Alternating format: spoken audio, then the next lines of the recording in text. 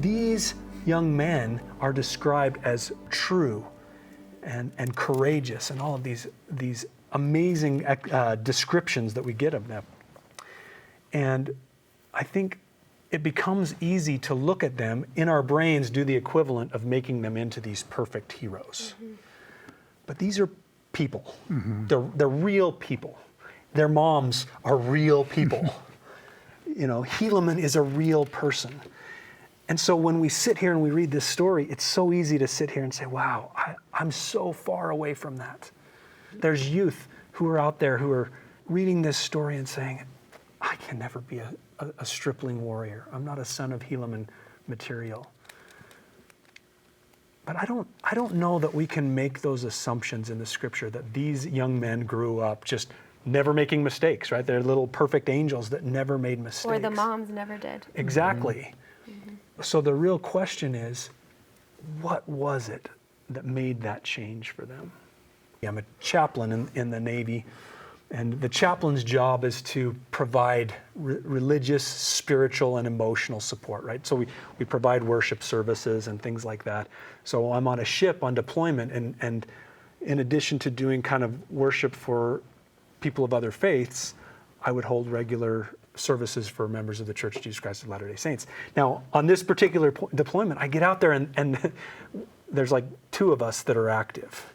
But we discover quickly that on the ship, there's a lot more who grew up as members. Okay. And they sort of fell away, right? And I would go and talk to them, and they'd be like, oh yeah, I don't really live the life. I don't live this amazing life.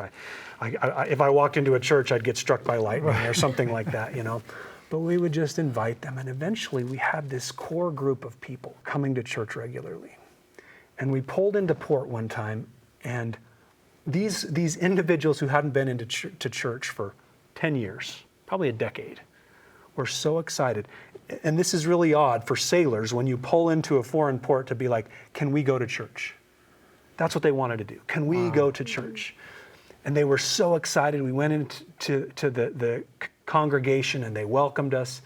We came back into that same port a couple months later, and it was right around Christmas time. And these young men who grew up learning from their parents the gospel and had fallen away, they were so excited about it that they wanted to put on a fireside for the congregation. So 2 days before Christmas, we're doing this fireside, and these young men who their parents had maybe lost all hope in them are up there praying and testifying. Wow. And feeling the Spirit. And I remember sitting there, and one of them came down to me, and he put his arm around me, this big, huge guy, and he said, "Chaps, if only my mom could see me now." Wow. Mm. Those principles were instilled into him by his mom, and it was years before they took root. Wow. I think it's so important that mothers know that what they do matters. Mm-hmm. Even if their children do not look like sons of Helaman right now. Absolutely, yeah. Everything they do gets filed away and goes toward building their character.